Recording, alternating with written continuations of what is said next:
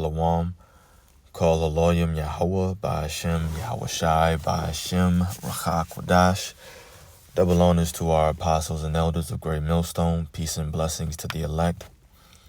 Just wanted to make a video concerning a few prophecies that are happening. And I guess more specifically, the bill, or I guess the law that may be instituted up there in Canada concerning no more speaking the Bible in public because they're going to call it a hate crime. Somewhere along that line, right? And I'm sure if you've seen it, then you're familiar with it. But I'm not going to bring it up or anything.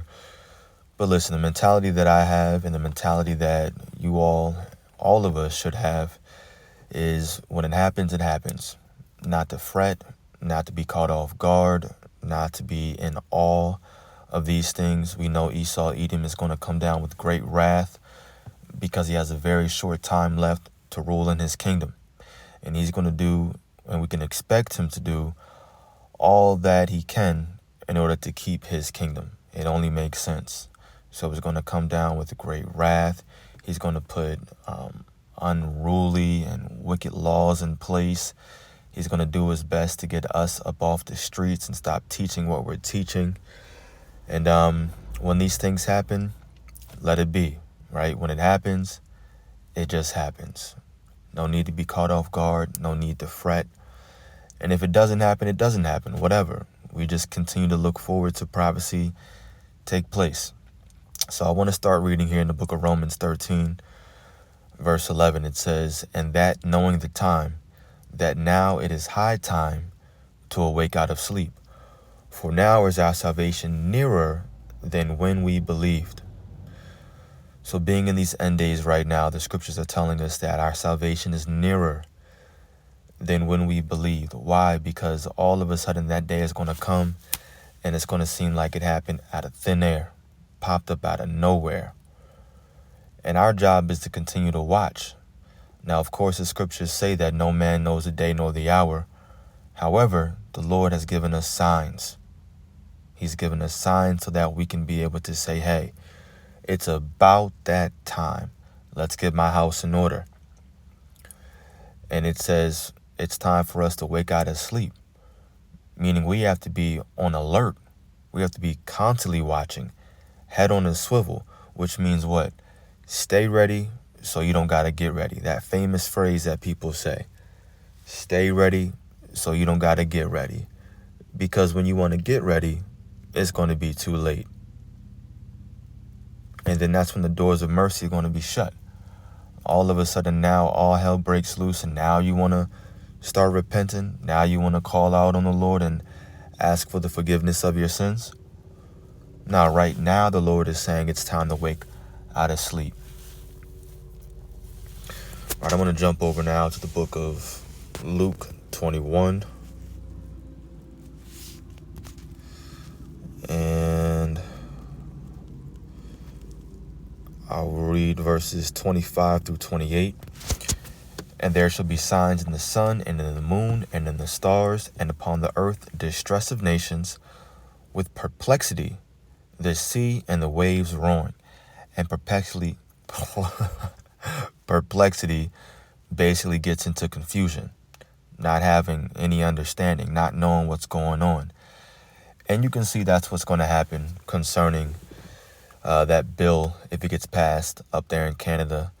Because it's not just us, even Christians, they're starting to get out there and they're starting to try to copy us and get out there on the street corners and teach, right? Or just in general. No more reading the Bible in public. No more sharing your public views on the Bible. A lot of people are going to be confused. Why is this happening? They're already asking, why are they even thinking about this? Doesn't the U.S. have, doesn't Canada, I guess, have more important things to look after? Why is this at the top of their list? Well, we know why, but it's going to bring perplexity and basically confusion to a lot of other people. But our job is not to be caught off guard. It's to understand that these things were all prophesied and that we're not going to be out there forever. There will be a famine of the word. And once again, when it happens, right? If the bill doesn't get passed, it doesn't get passed, whatever. It doesn't mean that famine of the word won't happen. It will. It'll just be in a different way. And when it happens, it happens. Same with anything else. Right? 26 says, men's hearts failing them for fear and for looking after those things which are coming on the earth. For the powers of heaven shall be shaken, and then shall they see the Son of Man coming in a cloud or a chariot with power and great glory. And when these things begin to come to pass, then look up and lift up your heads, for your redemption draweth nigh.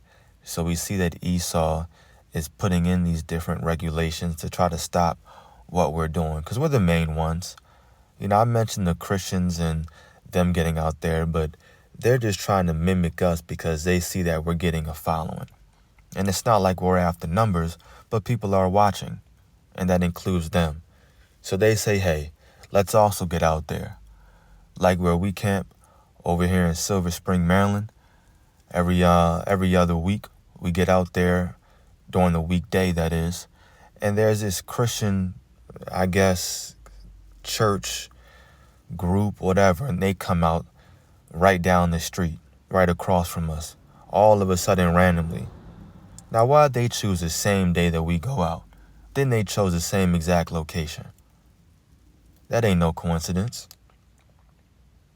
But the scriptures tell us to look up, for our redemption draweth nigh. We see all these things happening, right? So we're the main ones out there preaching.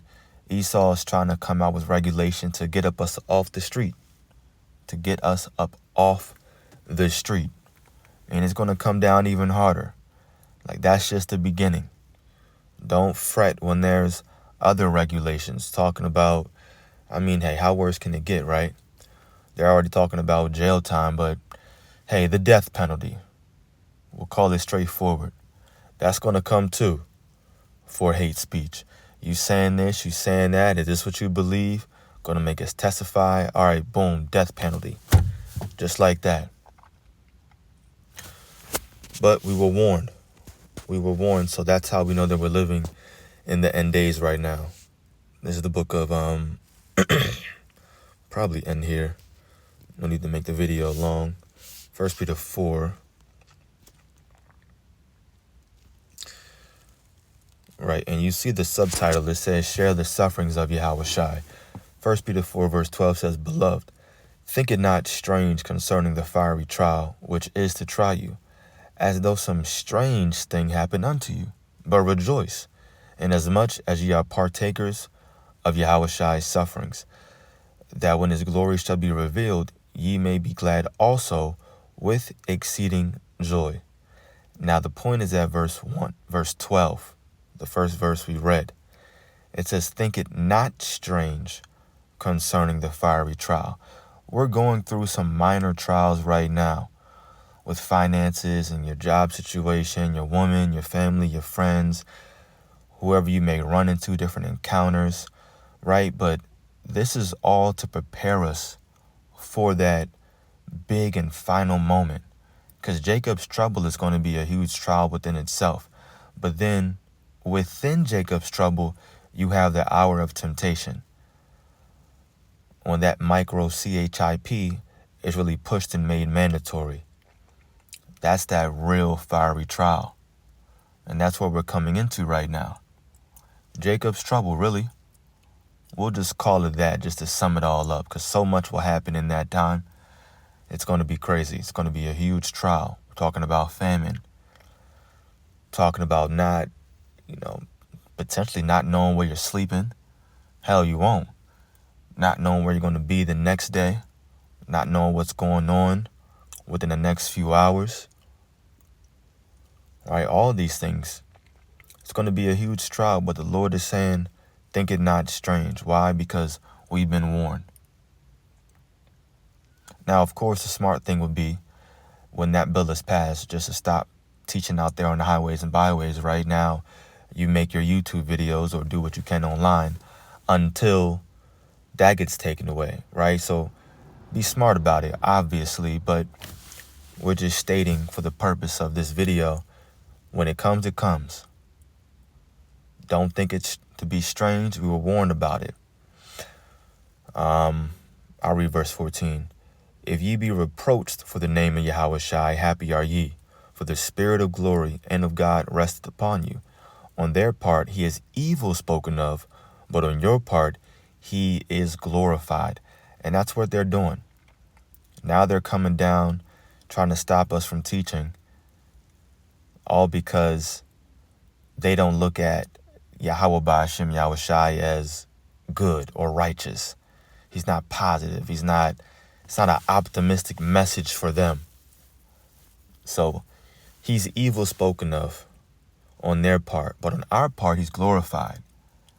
Getting locked up, just like the apostles. You read all throughout the book of Acts how they were beaten, and, they were persecuted, going to different places, different cities, and they left, went somewhere else. Well, that's the Lord being glorified on their part, and it's the same thing in these days right now. People talking down on us, making up lies. It's going to get to a point where they have false witnesses saying certain things, testifying against us, like I said, in court. It's all right. Think it not strange. Don't fret. We were warned about it. When it comes, it comes. Our job is just to stay prepared. Right? So I just wanted to make this video, and push out that mentality, because it's all about your mindset. It's all about your mindset. So it's very important to ask the Lord to increase our faith and to strengthen our minds. So I pray that this was edifying to the elect. Call Haloyim Yahweh, Ba'ashem Yahushai, Ba'ashem Rachakudash. Double honors to our apostles and elders of Great Millstone, and peace and blessings to the elect. Shalom.